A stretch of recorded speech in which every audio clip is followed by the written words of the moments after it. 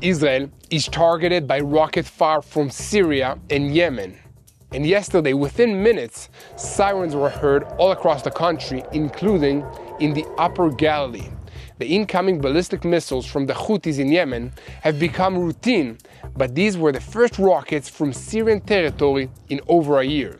In response, Israeli aircraft struck targets associated with the al-Julani regime in southern Syria overnight. And Hamas is playing with fire as the IDF intensifies the fighting in Gaza, and a group of anti-Israeli activists are sailing to Gaza, including Swedish activist Greta, who called to smash Zionism. We'll also tell you about a politician who supported the October 7 attacks and 3 IDF soldiers who lost their lives in Gaza. It's been a difficult 24 hours in Israel. Welcome to Boots on the Ground. I'm your host, Yair Pinto, bringing you the truth about what's going on in Israel and the wider Middle East. And speaking of the wider Middle East, are we on the way to an explosion?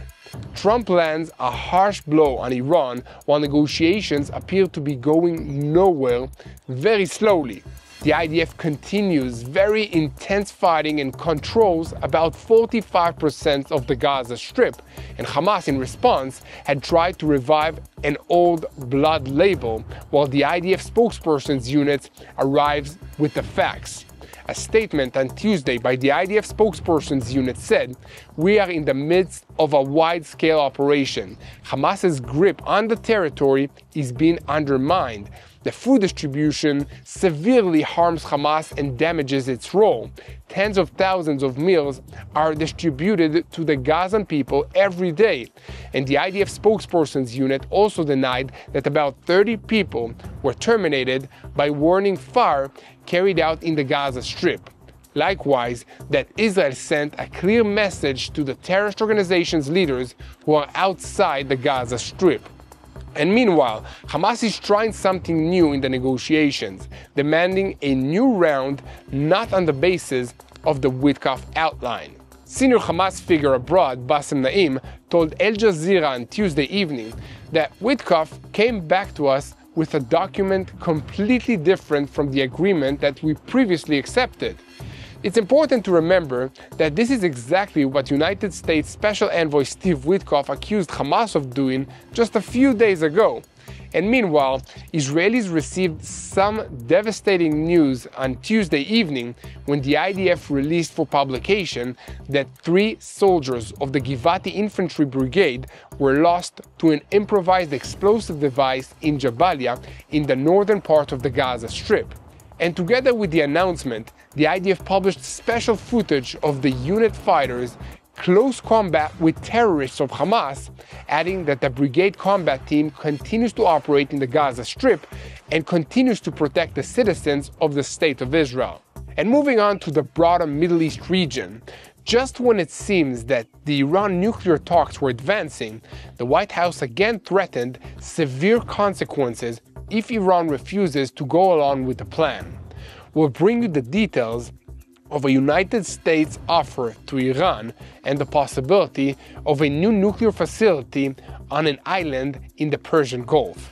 Tehran claims the proposal raises many questions, and for once, I agree with them.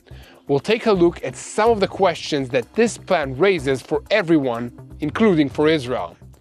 For one thing, Washington appears to be offering Tehran the opportunity to continue enriching uranium to a low level for several years until the establishment of a consortium with Arab states that will transfer nuclear fuel to power stations in Iran, and Iran will then be required to stop enrichment on its soil completely. This is a change from the position that the Trump administration has long held, that Iran will not be allowed to enrich uranium at all. TBN Israel's senior Middle East analyst Mati Shoshani will take us deep to explain why Iran is presenting a new proposal for a nuclear agreement with the United States, according to a report on the Axios news site. And staying on the subject of Iran, they continue to try and recruit Israeli citizens as spies and possibly more. The Shin Bet announced this week that for the second time, they've broken up an Iranian espionage operation in the heart of eastern Jerusalem. The Arab population of these neighborhoods have been the target of foreign influence campaigns for generations, but Iran is now trying something new, and they're having some successes, and we'll tell you all about it. So we have a lot to talk about today, so let's dive into the details. I'm Yair Pinto, and this is your Boots on the Ground report about what is happening in Israel on day 605 of the war against Hamas, Hezbollah, the Houthis in Yemen, the Shia militias in Iraq, and all the other armed groups in this region who are taking their orders from Iran's Islamic Revolutionary Guards Corps, which is the head of the axis of evil in the Middle East. And a moment before we begin, I wanted to say thank you to all the support and thank you for helping us spread the truth. If you want to continue and help us create more videos like this one, please visit our website at www.tbnisrael.com/give or click that donate button on YouTube. You can also hit that subscribe button while you're at it.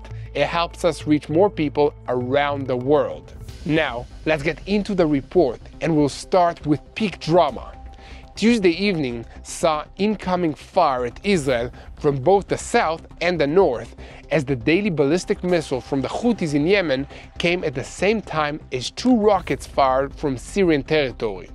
Sirens were heard, sending residents to bomb shelters in both the center of the country as well as in the Galilee and the Golan Heights. The Air Force responded quickly, striking targets associated with the El-Julani regime in southern Syria, as the IDF spokesperson's unit issued a statement saying that the Syrian regime is responsible for what occurs in Syria and will continue to bear the consequences as long as hostile activity continues from its territory. The IDF will act against any threat to the state of Israel. And a few minutes later, a ballistic missile launched from Yemen by the Houthis was detected, and alerts were activated across large parts of central Israel. A few minutes later, the IDF spokesperson's unit announced that the missile had been intercepted. This is especially disconcerting for Israelis in the north of the country, as the situation on this border appears to have stabilized in recent weeks, but now it's suddenly an active war front once more. Along with the still active battle in the Gaza Strip and the daily attacks from the Houthis in Yemen, Israel knows that this war is far from over. The political echelon will have to instruct the IDF how to respond to the events and will surely consider retaliatory strikes to send a message to the other side, similar to what is done in Lebanon.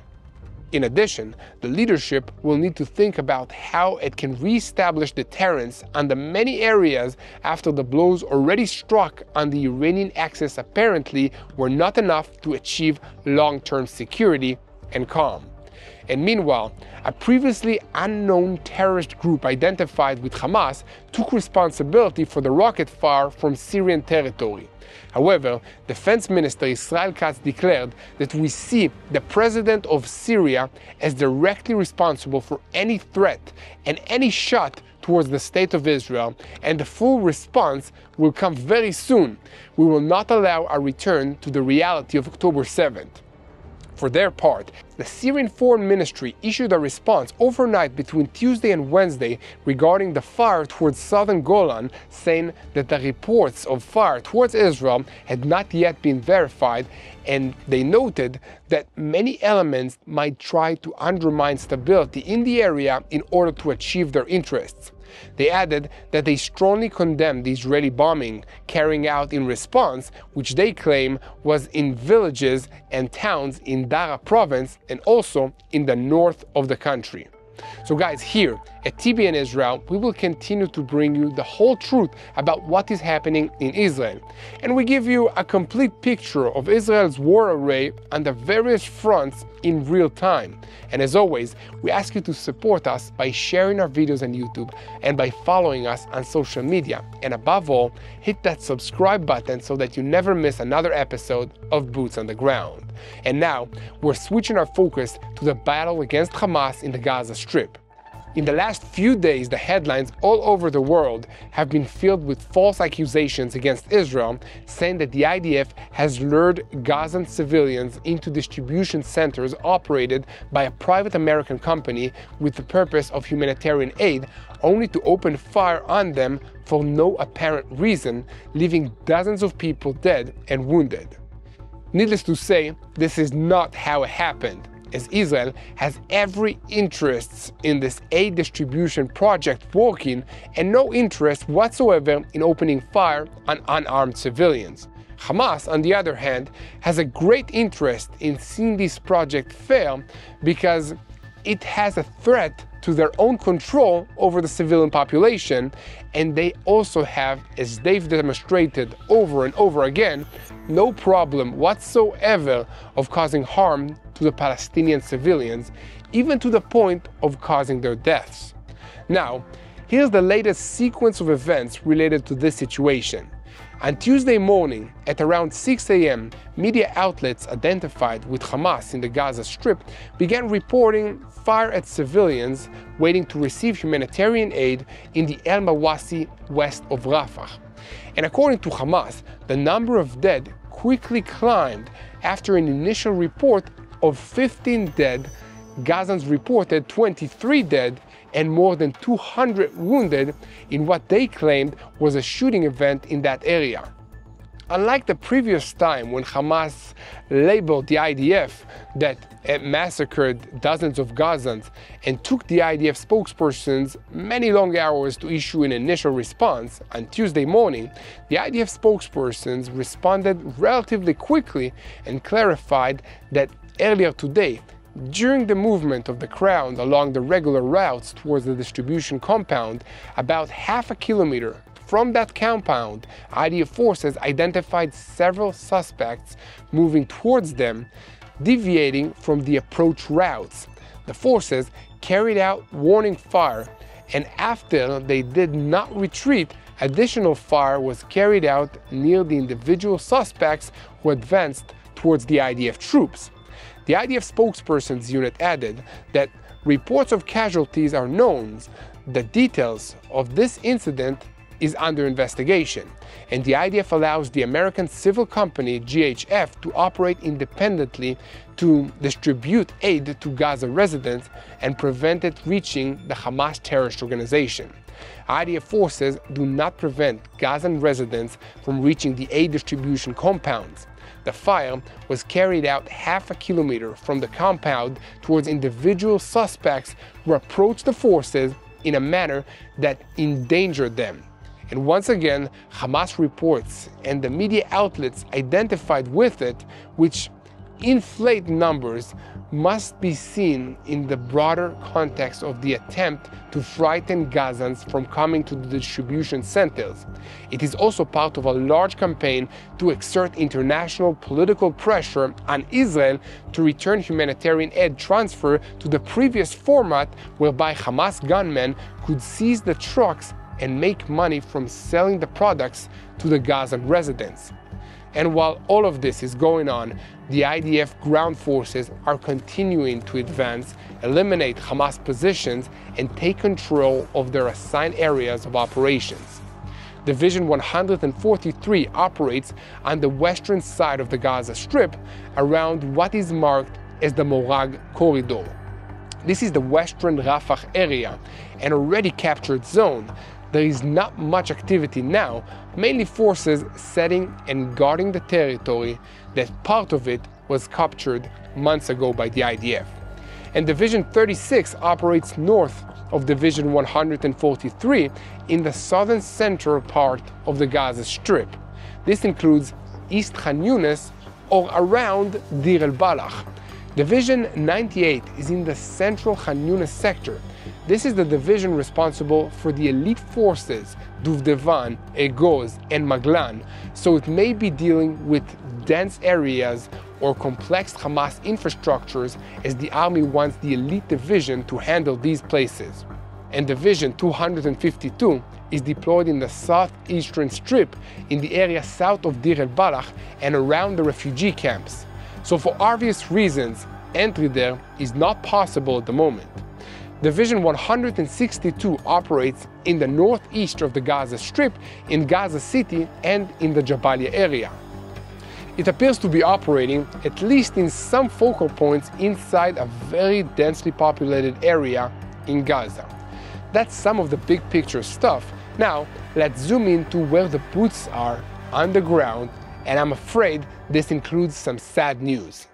On Tuesday, an Amer armored personnel carrier transporting forces belonging to the IDF's Givati Brigade operating under the 9th Armored Battalion in Jabalia, in the northern part of the Gaza Strip, hit an improvised explosive device and caught fire.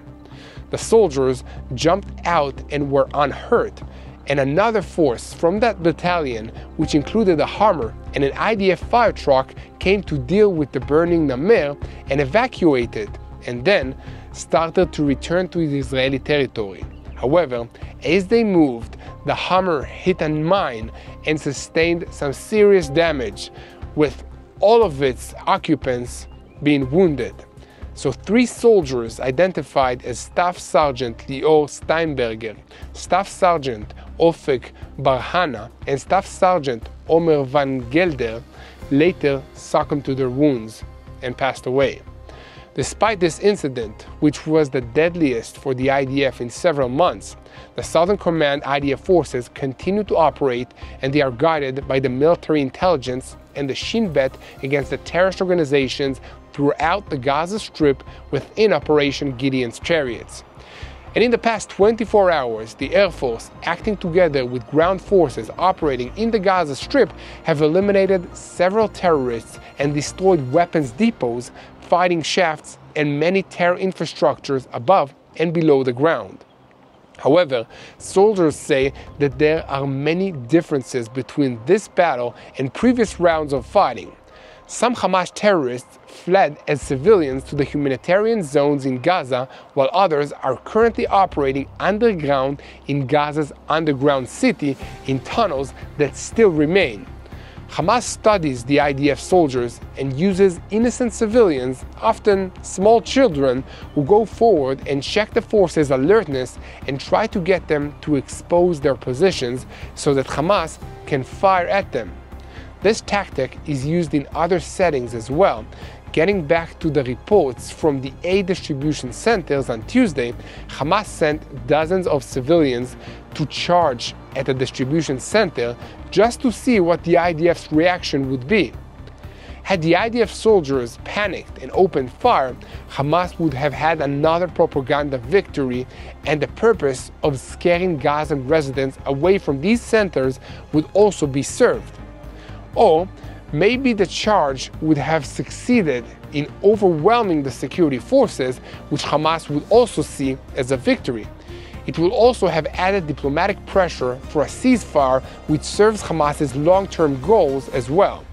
In any way, they once again demonstrated that they don't care about the lives of those civilians, the Palestinian people, and they are ready to use them for whatever purpose that they find convenient. However, even this will not help them, as the IDF has taken steps and established procedures to deal with this many other scenarios. So another thing that the IDF is doing in the Gaza Strip is demolishing buildings and the ruins of half-destroyed buildings, which Hamas is still trying to use to hide tunnel shafts and other terror infrastructures. And in recent days, residents of central Israel are already used to feeling the shock waves of the explosions from Gaza as the IDF demolishes these ruins one after the other.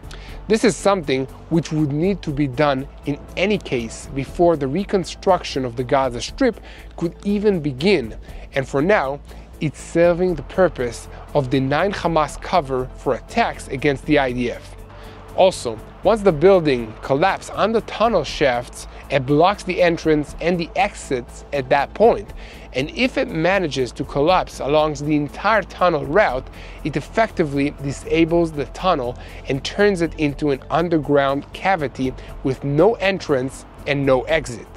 So guys, here at TBN Israel, we will continue to report about what is happening in the fighting in the Gaza Strip, boots on the ground style.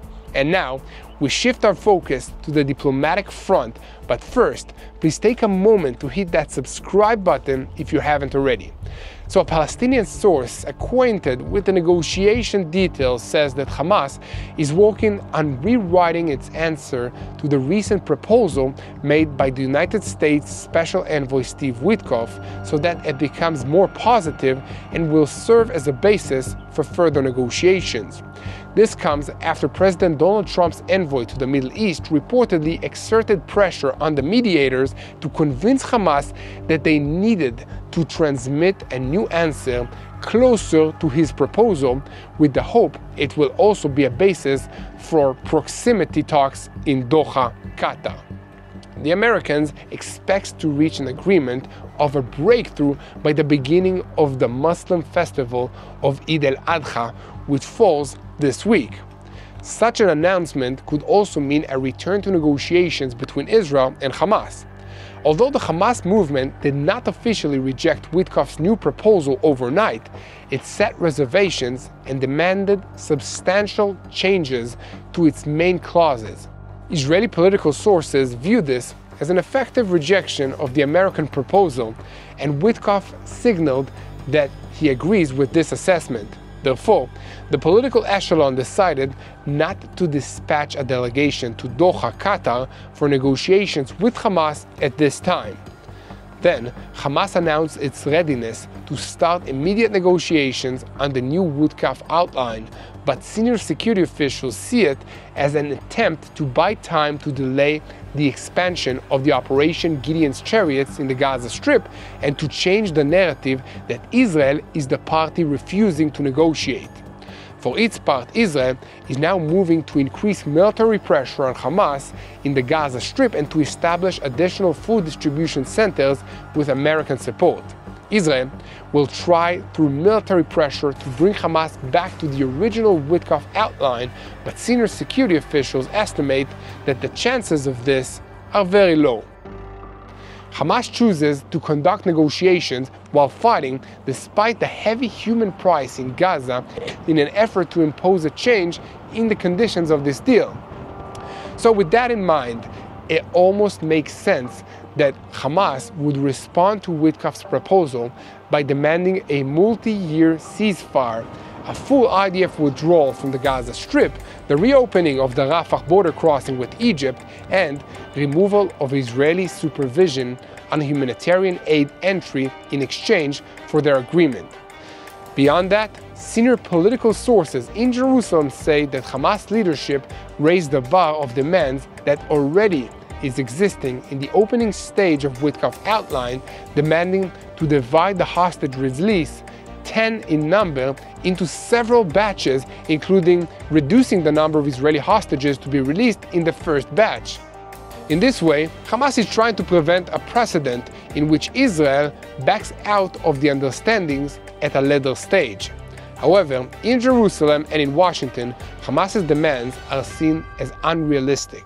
So guys, here at TBN Israel, we will continue to report on every development regarding the situation in the Gaza Strip, including the negotiations for the release of our hostages.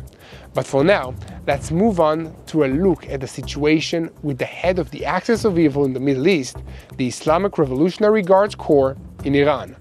Now, we turn to TBN Israel's senior Middle East correspondent, Mati Shoshani, who will review for us why the United States is losing patience with Iran to the point that President Donald Trump issued another threat this week.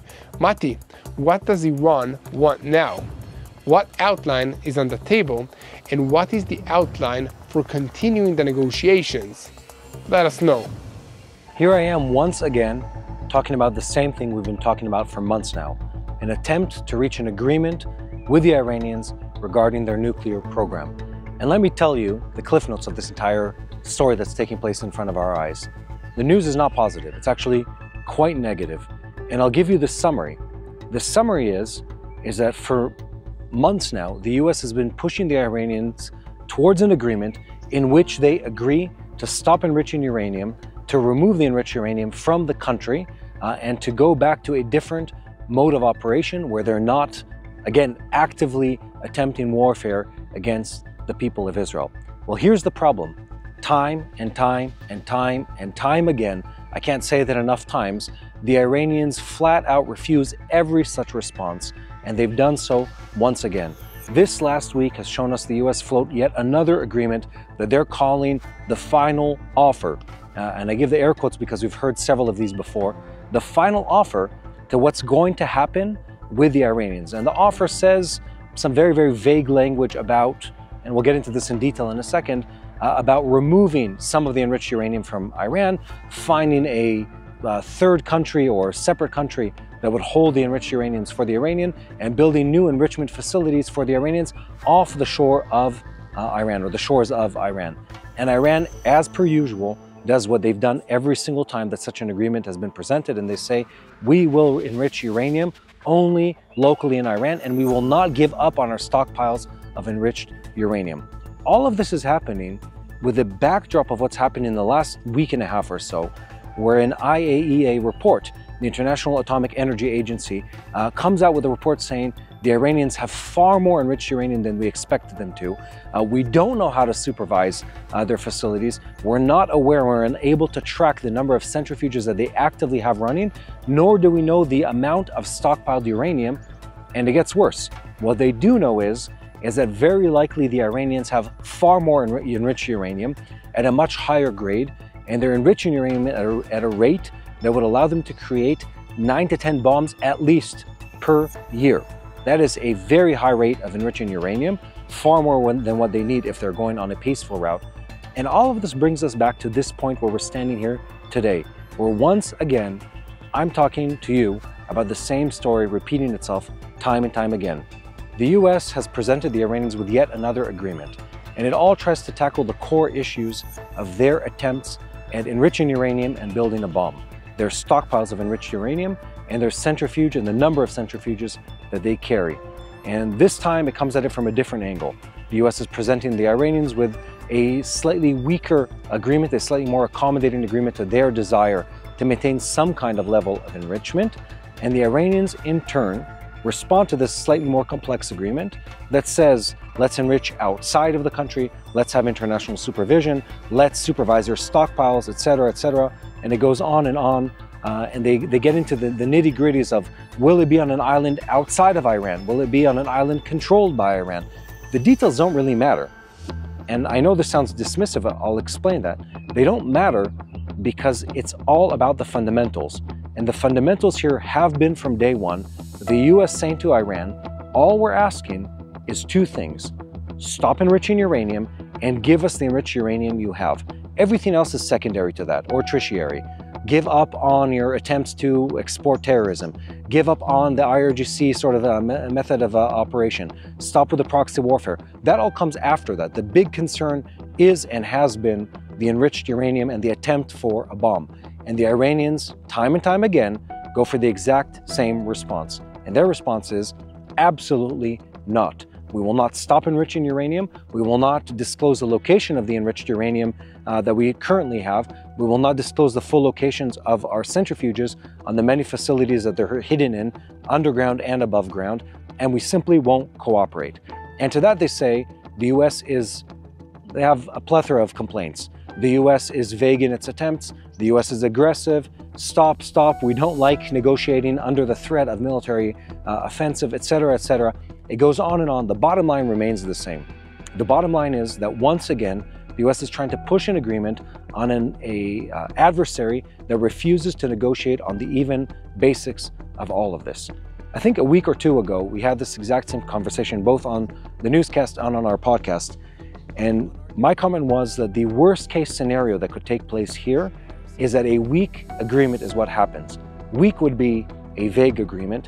Weak would be one that allows the Iranians to hold on to stockpiles of enriched uranium. Weak would be lettering and wording that is too unclear, that it allows the Iranians to weasel their way in and out of different clauses of this agreement. And I hate to tell you, that's exactly where we are. The agreement that was presented by the US to the Iranians right now is exactly that. It's vague. It gives many, many outs to the Iranian out of the agreement and out of full enforcement, because this should be a black and white conversation. If you're not going for a bomb, you shouldn't have the components to build a nuclear bomb. And if you are going for a nuclear bomb, clearly you're going to want to hold on to the components making the nuclear bomb. And that's what Iran keeps doing. It's just that the US keeps coming at this from different angles, expecting a different outcome. And we know what that's called. That's called insanity, because you don't keep negotiating with terrorists and the arch-terrorist creator of this region, the Iranian Islamic Revolutionary Government, expecting them to change their character, to change the identity that they truly carry. And let's be honest here. They've been honest about what they truly believe. They've time and time again said to everyone involved in this negotiation, we will not give up on enriching uranium and we will not remove our stockpiles from within Iran. They're very clear about that. And that leaves us where? That leaves us at a very concerned place. More than I've ever been about this topic. More than you should have ever been about this topic. Because the Iranians are pushing full speed ahead.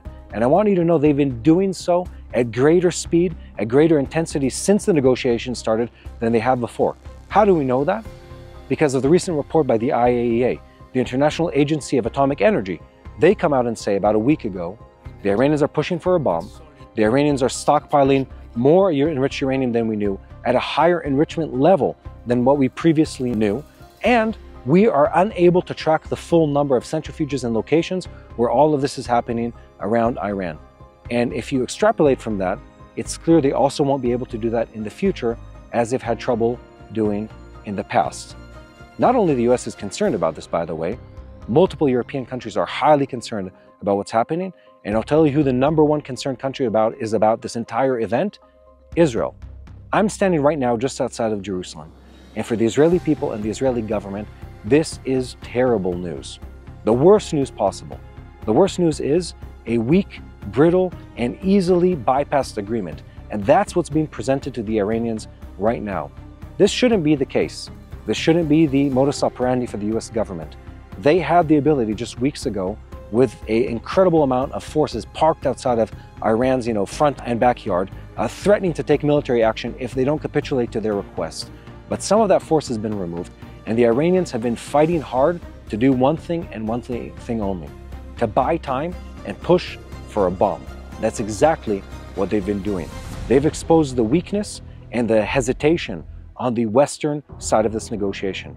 They've realized that if they push hard enough, the US and its allies will ultimately sort of give in and agree to some kind of weak and watered down agreement where the Iranians maintain nuclear material to push for a bomb. The numbers are terrifying. They have over 9 tons of enriched uranium. They have over 400 kilograms, which is, let's say, 1,000 pounds of bomb-grade uranium, or close to bomb-grade uranium. We're not exactly sure of the numbers, and I think no one really is at this point. And they continue enriching uranium with the purpose of creating a bomb. They continue building ballistic missiles with the purpose of delivering those bombs. And by what we know today, they're possibly just days away of being able to enrich uranium to full-on military bomb-grade enriched uranium. And at this point, I'd say the numbers don't really matter in that case. If they're days away, or weeks away, or just months away, it's too late. Action needs to be taken right now. Look, this is it's quite upsetting. For me as an Israeli standing here outside of Jerusalem, this chain of events is alarming at a deep level. It's alarming because there's a possibility that if this agreement goes forward as a watered down, as a weak, as a toothless agreement, in 3 to 5 years, we're not going to be back to square one.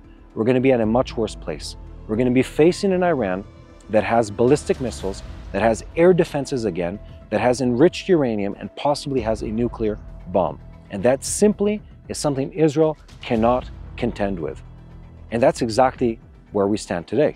We stand at a junction where the Israeli government, Prime Minister Netanyahu, and Minister of Defense Katz have been saying to anyone who's willing to listen, we can't live with an Iranian bomb. And that's not just a statement that they're making. That's a reality. We will not be able to survive if the Iranians have a nuclear bomb. And I want to be clear here. There is no end game where the Iranians say, actually, we changed our mind and we don't plan to use this against Israel. They've been saying this over every stage, to every microphone, over every loudspeaker, in every demonstration since before I was born. Since the Islamic Revolution in the late 70s, they've been saying, we will destroy Israel, the small Satan, and destroy the US, the big Satan. They're diametrically opposed to everything Western thought, everything Judeo-Christian values, and they're planning to destroy that with a nuclear bomb. And we simply can't allow that to happen. Our leaders are facing a very, very difficult time where they have to make a very bold decision about a very clear evil that we're presented with. This has happened many times throughout history, and now more than ever, the Iranians need to be dealt with. It needs to be a very clear agreement where there is no enriched uranium, there is no enriching uranium in present progressive, and the Iranians stop exporting terrorism to this region. And unless that happens, the only right thing that Israel and the US can do is strike now and strike hard to prevent the Iranians from having a bomb before 2025 is over. I hope I didn't depress you with this last couple minutes of discussion, but this is serious business. The Iranians mean business, and they're planning to carry out that business, and action needs to be taken. We're trying to stay on top of everything that's happening, and things here are moving at a rapid pace, and we need to make sure that you subscribe and stay up to date with everything that happens here at TBN Israel. Now back to Yair Pinto. Thank you very much, Mati Shoshani, for all this information. And now, I want to bring another report related to Iran. This time, it's about an espionage attempt that was exposed this week when the Shin Bet and the Central Unit of the Jerusalem district arrested a resident of the Isawiya neighborhood who had been recruited by Iranian intelligence elements. This is the second time in a short period that Iranian activity amongst the Arab residents of East Jerusalem has been uncovered.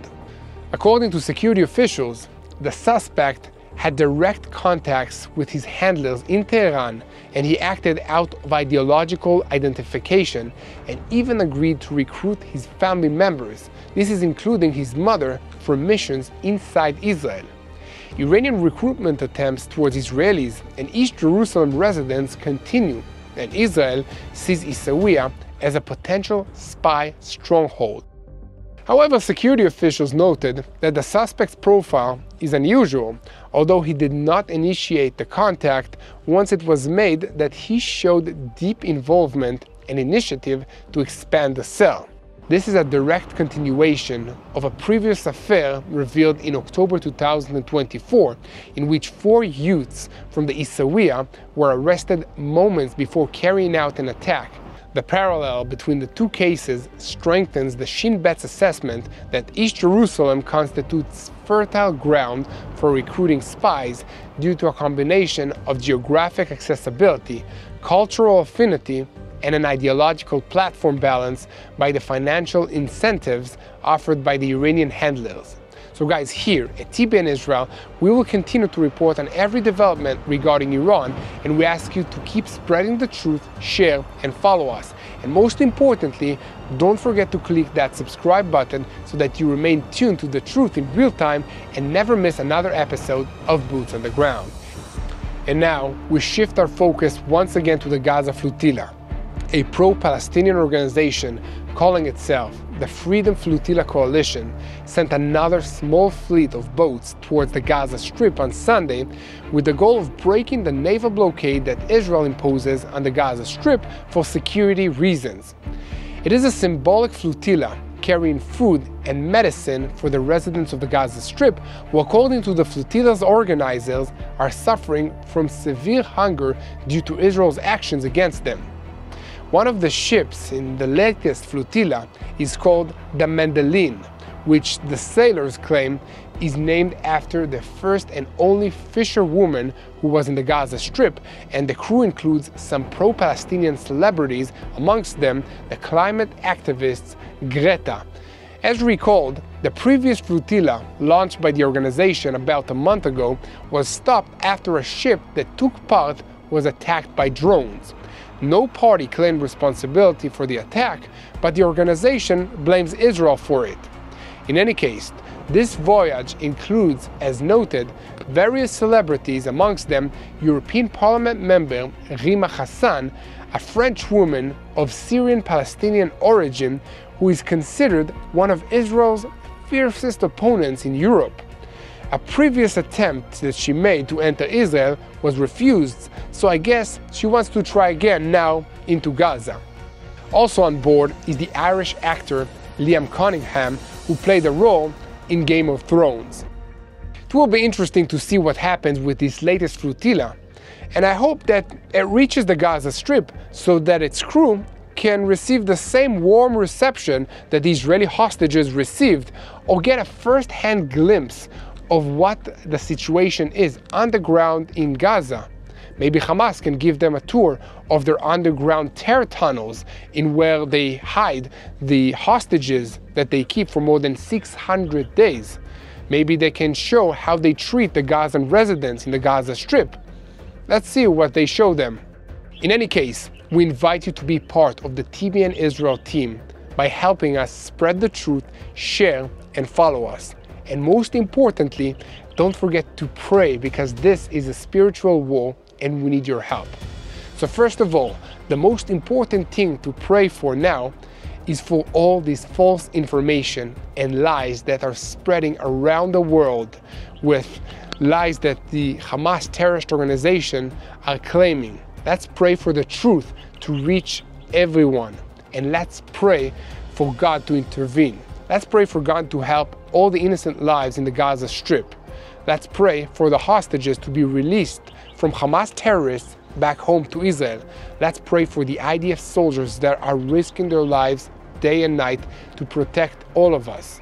And let's unite in prayer for the peace of Jerusalem. Hello, this is Mati here in Jerusalem with TBN Israel. This is Yair Pinto from TBN Israel here in Jerusalem. TBN Israel is keeping viewers informed with Israel-focused news, culture, and what God is doing in this land. Support TBN Israel today online at tbn.org/Israel. Thank you.